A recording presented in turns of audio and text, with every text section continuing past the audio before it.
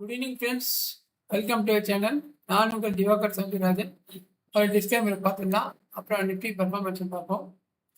Nifty வந்து இன்னைக்கு ஆக்சுவலாக வந்து ஒரு ஃப்ளாட்டாக தான் ஓப்பன் ஆச்சு. ஸோ ஆஸ் யூஷுவல் எங்கே ஓப்பன் ஆகுது நம்ம முதல்ல பார்ப்போம். ஓப்பன் ஆகுது பார்த்தீங்கன்னா எக்ஸாக்டாக சப்போர்ட்டில் ஓப்பன் ஆகிருக்கு.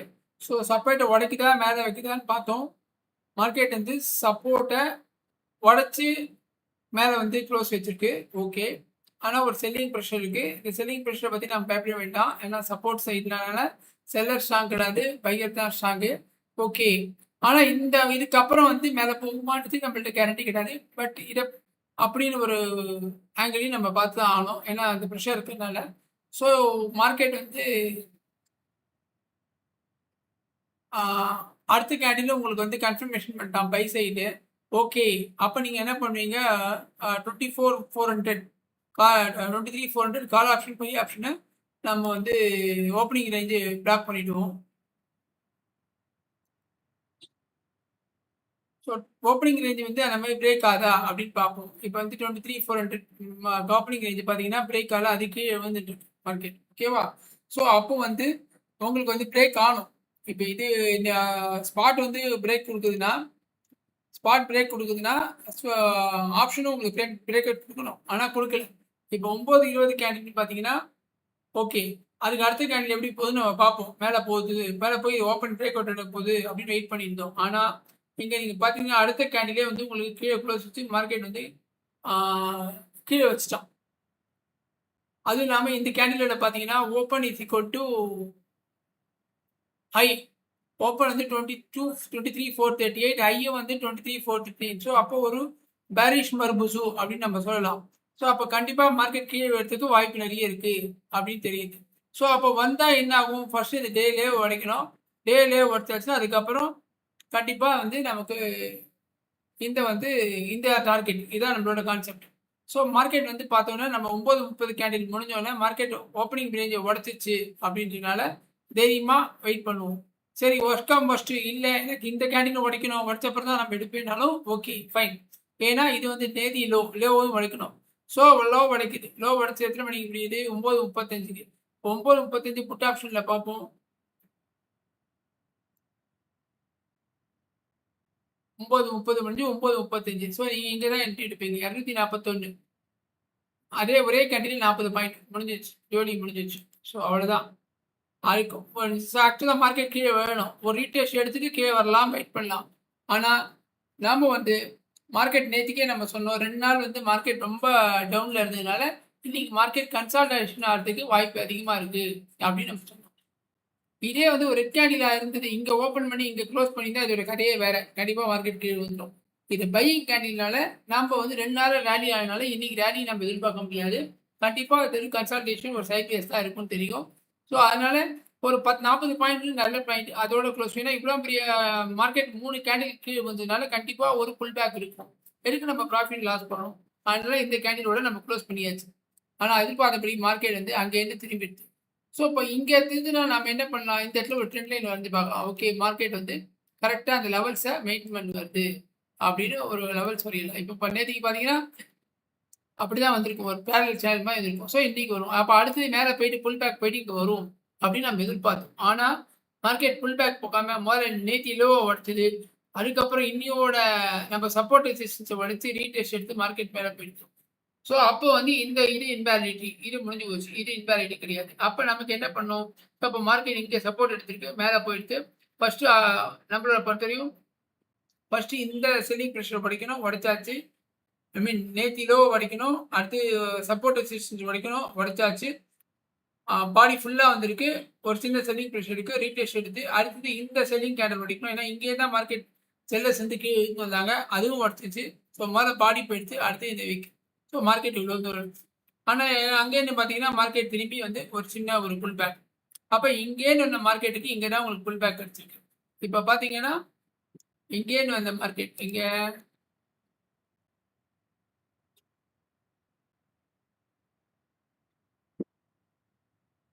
இங்கேன்னு வந்த மார்க்கெட்டு எக்ஸாக்டாக 0.5 வந்து மார்க்கெட் திரும்பி இருக்கு. ஸோ இதுதான் நம்ம அடிக்கடி சொல்லுவோம், 50% தான் வந்து ஒரு டிசிஷன் மேக்கிங் சொல்லுவோம்.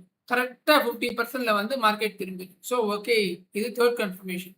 அப்போ இங்க நம்ம வந்து சப்போர்ட் கீழே வச்சாலும் பயப்படுவோம். ஓகே, என்னடா அது சப்போர்ட் கீழே வச்சுச்சு.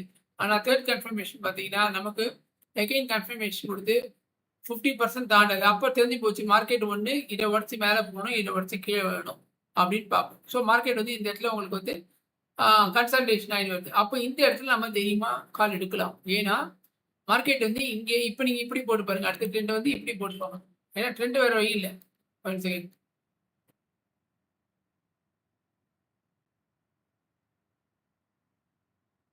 இப்ப இதுவரையும் தான் நமக்கு தெரியும். அதெல்லாம் தெரியாது. ஸோ மார்க்கெட் இங்க வந்தது. அடுத்து இங்க வச்சுட்டு திருப்பி மேல போயிருக்கு கேண்டில். ஸோ இது வந்து நம்ம ரீடெஸ்ட்டா எடுத்துக்கலாமா? ஏன்னா, இப்ப நீங்க டவ் தியரி படி பார்த்தீங்கன்னா, மார்க்கெட் வந்து ஒரு ஹை, ஒரு லோ, ஒரு ஹை, ஒரு ஹை இப்படி வந்துருக்கு. இதுதான் பொசிஷன். ஸோ இது அஃப்கோர்ஸ் விக் இருக்கு நான் இல்லைன்னு சொல்லல. பட் இந்த பாடியை தாண்டி க்ளோஸ் வச்சுச்சு. அதனால நான் இங்க எடுத்துட்டேன். அதர்வைஸ் நம்ம இங்க தான் வச்சுக்கணும். பட் இது விக்கி இவ்வளோ தூரம் போக முடியல. திருப்பி மார்க்கெட்டிங் வந்துருக்கு. அதனால இந்த பாடியை தாண்டி இந்த பாடி க்ளோஸ் பண்ணனால ஒரு ஹையர் ஹை ஃபார்ம் பண்ணுது. அப்ப இது ஃபர்ஸ்ட் கன்ஃபர்மேஷன் மார்க்கெட் ட்ரெயின் ஆகுது. ரெண்டாவது கன்ஃபர்மேஷன் இந்த ட்ரெண்ட் லைனை மதிக்கிறது. ஸோ இப்போ வந்து சப்போர்ட் வந்து ட்ரெண்டிங்காக போகுது அப்படின்னு கன்ஃபார்ம் ஆயிடுது. அப்ப இந்த இடத்துல நம்ம எடுக்கலாம். எடுத்துட்டு நம்மளோட சப்போர்ட் ஸ்டாப் லாஸ் வந்து இதுக்கு கீழ் தான். இதுக்கு கீழ் தேவையில்லை. இதுக்கு கீழ் ஏன்னா 3 கன்ஃபர்மேஷன் கிடைக்குது. அப்ப நம்ம இந்த இடத்துல என்ன டைமிங்ஸ் வந்து 11:05 மணிக்கு கால் ஆப்ஷன் எங்க இருக்குன்னு பார்ப்போம். 11:05க்கு கால் ஆப்ஷன் எங்க இருக்கு பார்ப்போம். 11:05 பார்த்தீங்கன்னா இந்த இடத்துல ஆல்மோஸ்ட் ஒரு 240 நம்மளோட ஸ்டாப் லாஸ் வந்து 10 பாயிண்ட் ஸ்டாப் லாஸ் இதுதான். ஸோ நம்ம டார்கெட் எங்க இருக்கும்? டார்கெட் கண்டிப்பா இதான் ஃபர்ஸ்ட் டார்கெட். இதுதான் ஃபர்ஸ்ட் டார்கெட். இது தொட்டா ஃபர்ஸ்ட் டார்கெட். இது எத்தனை மணிக்கு தொட்டிருக்கு? உங்களுக்கு 11:40க்கு 11:40க்கு எங்க இருக்கு பாருங்க கேண்டில். ஸோ இங்கேருந்து 11:40க்கு திருப்பி அங்கேயும் ஒரு 50 பாயிண்ட் ஆல்மோஸ்ட் அங்கேயும் ஒரு 50 பாயிண்ட். So 2,000 ட்ரேடும் over. ஓகேவா? அப்போ திருப்பி மார்க்கெட் வந்து இந்த ஐயை தாண்டி திருப்பி பாடியை இருக்குது. அப்போ எகைன் கன்ஃபார்ம் ஆகுது. அப்போ நான் அப்போ இந்த அதுக்குள்ள இந்த ட்ரெண்ட் வேலிடிட்டியாக இருக்கு. ஓகேவா? இப்போ இது வேலிடிட்டியாக இருக்கு. இப்போ அடுத்து மார்க்கெட் என்ன போகும்? இங்கே தான் வரணும் அப்படின்னு நமக்கு தெரிஞ்சு போச்சு. இதான் ட்ரெண்ட். அப்போ மார்க்கெட் இது வரையும் வரலாம் அப்படின்னு நமக்கு தெரியுது. ஓகே, இது வரையும் வரலாம். மார்க்கெட் இது வரையும் தான் வந்திருக்கு. ஆனால் இங்கே ரிட்டர்ன் ஆகுது. அப்போ இன்னும் மார்க்கெட் பாசிட்டிவாக இருக்கு. அதே மாதிரி திருப்பி அந்த ட்ரெண்ட் லைனை வச்சு மார்க்கெட் திருப்பி மேலே போயிட்டு நம்மளோட சப்போர்ட் ரெசிஸ்டன்ஸை போய் டச் பண்ணிட்டு அங்கே போயிட்டு அங்கே ஸ்டாப் லாஸ் ஹிட் பண்ணிட்டு திருப்பி அங்கே ஏறி மார்க்கெட் திருப்பி கீழே அப்படி இதுதான் மார்க்கெட். இப்போ நீங்கள் இப்படி பார்த்தீங்கன்னா இப்படி வச்சுக்கோங்க. இப்போ மார்க்கெட் ஹையராக ஏறி வச்சுனே போயிருக்கு. ஆனால் ஒரு ஸ்டேஜில் மார்க்கெட் கீழே உடையுது. இந்த ட்ரெண்ட் லைன் உடையுது. ஸோ அந்த இடத்துல நம்ம எடுக்கும். பட் ஆனால் இவ்வளோ தூரம் ட்ரேட் எடுக்க வேண்டிய அவசியமே கிடையாது. நம்மளை பொறுத்தவரையும் இது ஒரு ட்ரேடு. அதுக்கப்புறம் நமக்கு வந்து டவ் தியரி படி ப்ரைஸ் ஆக்ஷன் படி பிரேக் அவுட் ஆனது கன்ஃபார்ம் ஆகி இந்த இடத்துல ஒரு ட்ரேட் எடுக்கலாம். ஏன்னா இந்த இடத்துல பையர் ஸ்ட்ராங்கு நம்ம பேபிலிட்டி வந்து எவ்வளோ பெரிய செல்லராக இருந்தாலும் சப்போர்ட்டு அதுக்கப்புறம் கன்ஃபர்மேஷன் வந்தாச்சு. பையர் பிரேக் அவுட் ஆச்சு. நமக்கு வந்து இந்த ஐயை பிரேக் பண்ணியிருக்கு. அதே மாதிரி மார்க்கெட் கீழே ஓகே, கொஞ்ச நேரம் வெயிட் பண்ணிட்டு மார்க்கெட் இங்கே கன்சல்டேஷன் ஆகிட்டு இருக்கு. ஸோ இப்போ உடையா இருந்தால் அடுத்த செகண்ட் உடஞ்சி மார்க்கெட் கீழே விழுந்துடும். போயிடும். நான் ஏற்கனவே சொல்லியிருக்கேன், நல்ல லோ ப்ரைஸில் பார்த்தீங்கன்னா இன்ஸ்டியூஷனல் பர்ச்சேஸ் பண்ணி மார்க்கெட்டை மேலே எடுத்துகிட்டு போவாங்க. ரெசிஸ்டன்ஸில் பார்த்தீங்கன்னா அவங்க வந்து ரீட்டைலர்ஸ் வந்து இன்ஸ்டியூஷனல் டிஸ்ட்ரிபியூஷன் பண்ணி நம்ம மாதிரி ரீட்டைலர்ஸ்களை எல்லாம் கட்டி நான் வெயிட் தாங்காமல் மார்க்கெட்டை கீழே விட்டுருவோம். ஸோ இங்கே பார்த்தீங்கன்னா நல்ல ப்ரைஸ் 23,400 இப்போ லோ ப்ரைஸ் தான். ஆல்மோஸ்ட் நம்ம மார்க்கெட் 26,000. ஸோ எங்கேருந்து வந்திருக்குன்னு பாருங்கள். அப்போ இது நல்ல ப்ரைஸ் தான். ஸோ அதனால் வந்து இந்த இடத்துல ஒரு கன்சல்டேஷன் நடக்குது. ஸோ அப்போ ஒரு பேச்சுவார்த்தை நடக்கும்போது நம்ம தைரியமாக ட்ரை பண்ணலாம். ஏன்னா நமக்கு ஸ்டாப் லாஸ் கம்மி, பெரிய ஸ்டாப் லாஸ் இல்லை. ஓகே, ஏன்னா இந்த ஃபோர்ஸ் வந்ததுக்கு அடுத்த கேண்டில் அதுக்கப்புறம் கடகடன்னு வரல. ஸோ அப்போ நம்ம இந்த சப்போர்ட்டோட 4 ஹவர்ஸ் சப்போர்ட்டோட வேல்யூ நமக்கு தெரியுது. அது இல்லாமல் இந்த ஐஆர்ஐ வச்சிருக்கு. மார்க்கெட் 3 நாளாக போனதுனால இன்னைக்கு ஒரு புல் பேக் இருக்குது. ஏன்னா மார்க்கெட் இப்படி வந்துட்டே இருக்காது, கண்டிப்பாக ஒரு புல் பேக் இருக்கும். ஸோ இதெல்லாம் நம்ம ஆல்ரெடி மைண்டில் வச்சிருக்கனால இந்த ட்ரேட் எடுத்துருக்கலாம்.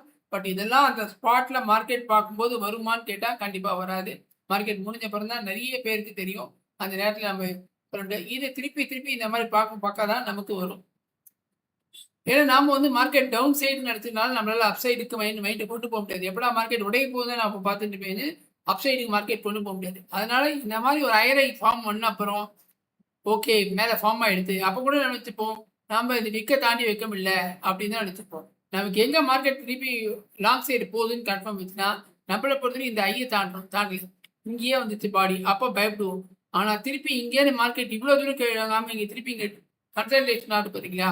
அப்பதான் நமக்கு ஒரு confirmation. Okay, there may be a chance for break out அப்படின்னு சொல்லி ட்ரெண்ட் வரைக்கும். சார் சப்போர்ட் எடுத்தோன்னா அப்போ நமக்கு ட்ரெண்ட் லைன் கன்ஃபார்ம் ஆயிடுது. அதே மாதிரி திருப்பி இதை தாண்டி மார்க்கெட் உங்களுக்கு பாடி வைக்கிறது, அதுக்கப்புறம் மார்க்கெட் கருத்துல டார்கெட்லேயே கொண்டு போய் நிறுத்துச்சு. அதுக்கப்புறம் ஆஸ் யூஷுவல் ப்ராஃபிட் புக்கிங் இருக்கும், ஆட்டோமேட்டிக்காக மார்க்கெட் போகும். இதுதான் இன்னைக்கு நடந்த இன்சிடென்ட். ஸோ நம்ம சில பேர் நினச்சிக்கலாம் முடிஞ்சப்பறம் நம்ம க்ளீனாக சொல்கிறோன்னு. பட் ஆனால் நீங்கள் பார்க்கும்போதே ஒவ்வொரு கடையும் இப்படி பாருங்கள். நமக்கு வந்து ஒரு 10 பாயிண்ட் 20 பாயிண்ட் மற்ற ரேலியை கட் பண்ணணும்னு அவசியம் இல்லை ஆரம்பத்தில். இப்போ முதல் கேண்டில் எங்கே வந்திருக்கு, ஓகே அது பையிங் வந்திருக்கா, செல்லிங் வந்திருக்கா, என்ன மாதிரி டைப்பு, ஓப்பன் இஸ் கொண்டுல ஓப்பன் இஸ் கொண்டு ஐயா அந்த மாதிரி பாருங்க. அதுக்கப்புறம் ஓப்பனிங் ரேஞ்ச் பிரேக் அவுட் ஆச்சுன்னா நமக்கு ஒரு கிளாரிட்டி கிடைக்கும். ஓப்பனிங் ரேஞ்ச் பிரேக் அவுட் ஆகலை. இப்போ நேற்றுக்கெல்லாம் பார்த்தீங்கன்னா ஓப்பனிங் ரேஞ்ச் பிரேக் அவுட் பாருங்க. இந்த கேண்டில் உடச்சி மார்க்கெட் வந்துச்சு. அவ்வளோ ரொம்ப சிம்பிள். அந்த இடத்துல கால புட் ஆப்ஷனை போட்டுறாம கம்பெனி உட்காந்துக்கலாம், அப்படியே டேடி ஆகலாம். இந்த மாதிரி ட்ரேட் வந்து வாரத்தில் ஒரு நாள் கிடைக்கும், 2 நாள் கிடைக்கும். ஸோ அந்த மாதிரி நேரத்தில் நம்ம ஒரு 2 லாட்டு போட்டுட்டு ஒரு லாட்டை வந்து ஒரு மினிமம் ப்ராஃபிட்டில் புக் பண்ணிவிட்டு ஒரு லாட்டை ட்ரெயினிங் ஸ்டாப் லாஸ் பண்ணலாம்.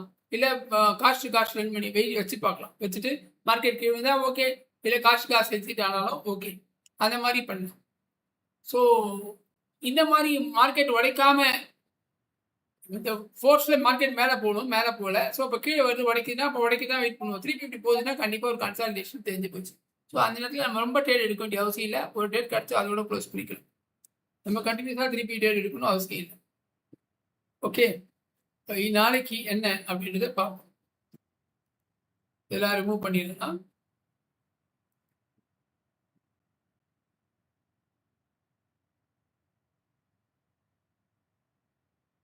ஓகே, இப்போ நாளைக்கு என்ன லோவை இங்கே கொண்டு விடுமா, டெய்லி க்ளோஸ் கரெக்டாக இருக்குது. நேற்று எங்கே இருந்தோ அங்கே தான் மார்க்கெட் இருக்குது, ஒன்றும் பெருசாக மூவ்மெண்ட் இருக்குது. ஓகே, இப்போ வந்து மற்றதெல்லாம் என்ன ரேஞ்சுன்னு பார்த்துருவோம். ஃபிக்ஸு பார்த்தீங்கன்னா ஒரு 0.75 இன்க்ரீஸ் ஆகிருக்கு, அது ஒன்றும் பெரிய விஷயம் இல்லை. பேங்க் நிஃப்டி பாயிண்ட் எல்லாமே அந்தந்த ரேஞ்சில் தான் இருக்குது, ஒன்றும் பெருசாக மூவ்மெண்ட் கிடையாது. மிட் கேப் தான் ஒரு 0.7% இம்ப்ரூவ் ஆகிருக்கு. மிட் கேப்பில் கோல்டு வந்து 5% இன்க்ரீஸ் ஆகிருக்கு. 8350 ரூபா கோல்டு இன்க்ரீஸ் ஆகிருக்கு. அண்டு சில்வரை பார்ப்போம். சில்வர் வந்து 6% இன்க்ரீஸ் ஆகிருக்கு. 17,217 அவ்வளோ தூரம் இன்க்ரீஸ் ஆகிருக்கு பாருங்க. திருப்பி இன்க்ரீஸ் ஆகிருக்கு பாருங்க. நேற்று க்ளோஸ் 276லேருந்து மார்க்கெட் ஏறிட்டு வருது, கோல்டு சில்வர் ஏறிட்டு வருது. க்ரூட் ஆயில் பார்ப்போம். க்ரூட் ஆயில் வந்து 102. ஸோ எதுவும் ரொம்ப அதிகம் 90-95 போயிட்டு திருப்பி மார்க்கெட் போகுது. ஸோ இந்த silver, crude oil and gold இதெல்லாம் ஏறினா நமக்கு வந்து ரொம்ப ரிஸ்க்கு. மார்க்கெட் எப்படி போகும் தெரியாது. நிஃப்டி பார்த்தீங்கன்னா கிட்டத்தட்ட ஃப்ளாட்டாக தான் டேட் ஆகிட்டு, ஒன்றும் பெரிய வித்தியாசம் இல்லை. ஒரு நாளைக்கு ஓப்பன் இன்ட்ரெஸ்ட் எப்படி இருக்குன்னு பார்ப்போம். நான் திருப்பி சொல்கிறேன், ஃபண்டமெண்டல் மார்க்கெட் ஃபண்டமெண்டல் வச்சு மூவ் ஆகும்போது, நியூஸ் பேஸ் வச்சு மூவ் ஆகும்போது டெக்னிக்கலும் சரி ஓய் எல்லாம் பெருசாக வேலை செய்யாது. சும்மா நம்ம திருப்திக்கு பார்த்துக்கலாம். ஸோ மார்க்கெட் வந்து 23 ஸ்ட்ராங்காக இருக்குது. ஸோ கீழே வந்து அது வரைக்கும் வரதுக்கு வாய்ப்பு இருக்குது. மேலே வந்து பார்த்தீங்கன்னா மேலே பெரிய ரெசிஸ்டன்ஸும் கிடையாது. மார்க்கெட் வந்து ஏன்னா ஒரு 7 லட்சம் தான் ஒரு பெரிய மேட்டர் கிடையாது. ஸோ அதுக்கப்புறம் பார்த்தீங்கன்னா 23,800 தான் ஸ்ட்ராங்காக இருக்குது. ஸோ இந்த 23,000 to 23,800 மார்க்கெட் மூவ் ஆகிறதுக்கு வாய்ப்பு இருக்குது. ஓகேவா, அது ஆல்மோஸ்ட் 23,800னா 5 minutes with problem.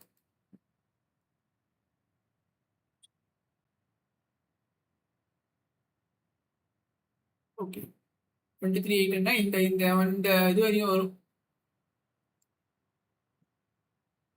இப்போ நீங்கள் வந்து இப்படி கூட பார்க்கலாம். இப்போ ஒரு ஜஸ்ட் ஒரு 5 மினிட்ஸில் வந்து நீங்கள் மார்க்கெட்டை 5 மினிட்ஸ் இன்ட்ராடே விளையாடுறதுனால ஒரு சார்ட்டை பண்ணிவிட்டு ரிஃப்ரெஷ் பண்ணுங்கள். சார்ட்டை வச்சுட்டு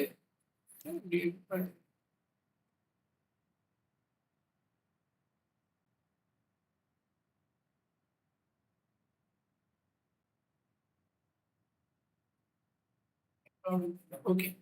ஸோ நாளைக்கு என்ன மாதிரி ட்ரேட் எடுக்கலாம் அப்படின்னு பார்த்தீங்கன்னா, மார்க்கெட் வந்து இப்போ வந்து ஒரு பைக்கில் இருக்குது. ஸோ ஃப்ளாட் ஓப்பன் ஆகுதான்னு பார்ப்போம்.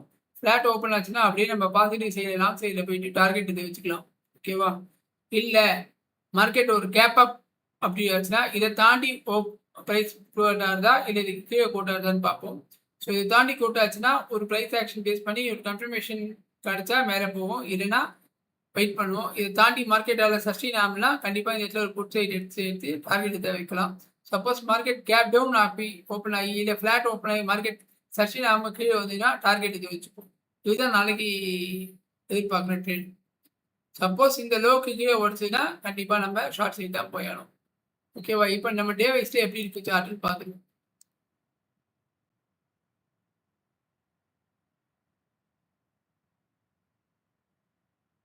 இப்போ பார்த்தீங்கன்னா மார்க்கெட் வந்து இங்க நிற்கிறது 23,361. ஸோ நெக்ஸ்ட் வந்து 23,162 உடையாம இருக்கணும். ஓகேவா? ஆக்சுவலா இதுக்கு நேரம் இருக்கு. இந்த இடத்துல நேரம் இருக்கு. ஸோ இது உடையாம மார்க்கெட் திரும்பிச்சுன்னா நல்லா இருக்கும். இல்லைன்னா இப்படி இது உடஞ்சிங்கன்னா அப்படியே ஒவ்வொன்றா உடையறதுக்கு வாய்ப்பு இருக்கு.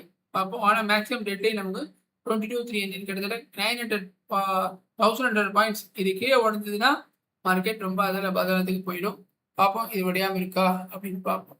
ஃபர்ஸ்ட் இது உடையணும். இப்போ இருக்கிற சுச்சுவேஷனில் இது உடையணும். 23,277 உடையணும். அப்புறம் ஒரு 4 பாயிண்ட் இருக்கு. கடைசியா இது உடஞ்சிச்சுன்னா மார்க்கெட் கீழே வரதுக்கு ரொம்ப கீழே போகிறதுக்கு வாய்ப்பு இருக்கு. ஓகே, இப்போ நான் சொல்ல வந்தது என்ன அப்படின்னா, ஓகே இப்போ நீங்க வந்து 5 மினிட்ஸ்ல போட்டு பார்த்தீங்கன்னா கூட மார்க்கெட் இங்கேருந்து 23,749லேருந்து 23,240 இதான் அந்த ஹோல் ரேஞ்ச். ஓகேவா? இப்போ இதுக்கு நீங்க சப்போர்ட் ரெசிஸ்டன்ஸை பார்த்தாலே போதும் 5 மினிட்ஸ்ல. இப்போ மார்க்கெட் வந்து இங்க நிற்கிறது.